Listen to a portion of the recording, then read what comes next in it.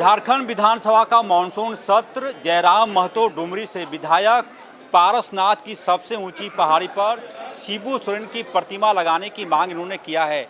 दादा, इसके पीछे क्या सोच है आपकी? इसके पीछे मेरी सोच ये है कि मैं बचपन से जो उनका किस्सा सुना हूँ, वो किस्सा डुमरी से रिलेटेड है, वो किस्सा टुंडी से रिलेटेड है, वो किस्सा तोपचाची से रिलेटेड है, वो किस्सा पीरटार से रिलेटेड है और बीच में वो पारसनाथ तो केंद्र है।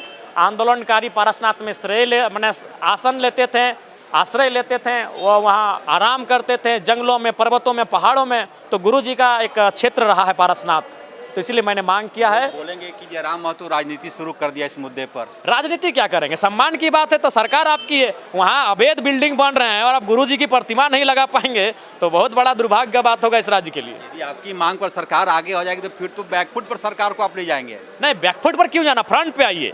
पारसनाथ पहाड़ लगभग 16,000 एकड़ में फैला हुआ है। शायद मेरी जानकारी पुख्ता नहीं है, मैं इस पर कंफर्म नहीं हूँ, लेकिन जहाँ तक मुझे याद हो रहा है, स्मरण हो रहा है, बहुत विशाल पहाड़ है। अगर किसी धर्म विशेष की आस्था है, उसकी आस्था का भी सम्मान है। पहाड़ के एक किनारे पर, एक हिस्से पर उनकी आस्था है, वो आते हैं, आवागमन करते हैं, लेकिन उसका बहुत बड़ा हिस्सा खाली पड़ा है।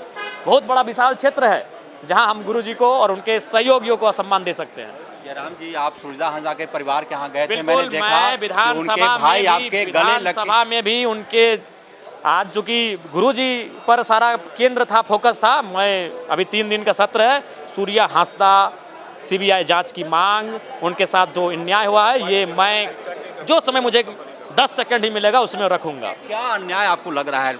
हमें लगता है उनको मारने से पहले मार दिया गया था, मारने से पहले उन्हें मार दिया गया था, ये मेरा मानना है, जैसा मैंने अध्ययन किया परिस्थितियों का।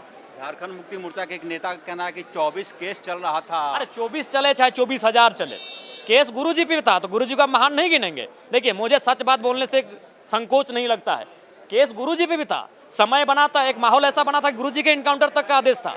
गुरुजी उम्र कैद से फांसी से बरी हुए, केस किस पे नहीं था? जो आंदोलन करता है, जो जल जमीन जंगल की बात करता है, उस पर केस होता है।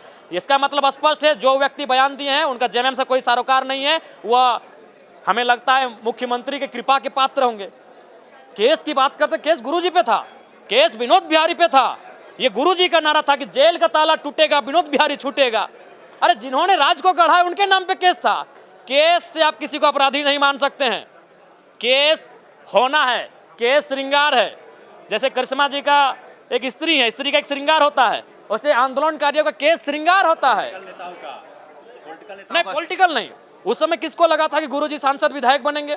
जब उन्होंने शुरुआत किया था, वो आंदोलन करते हैं, जनता उन्हें नेता बनाती है, जनता उन्हें जन नेता बनाती है। वो आंदोलन करते थे, वो आंदोलनकारी थे। राम जी, आपको डर नहीं लगता है? खुलेआम आप मरना एक दिन सबको है, आप भी, हम भी, ये सब चले जाएंगे, डर के क्या करेंगे? मस्त रहिए, बिंदास रहिए।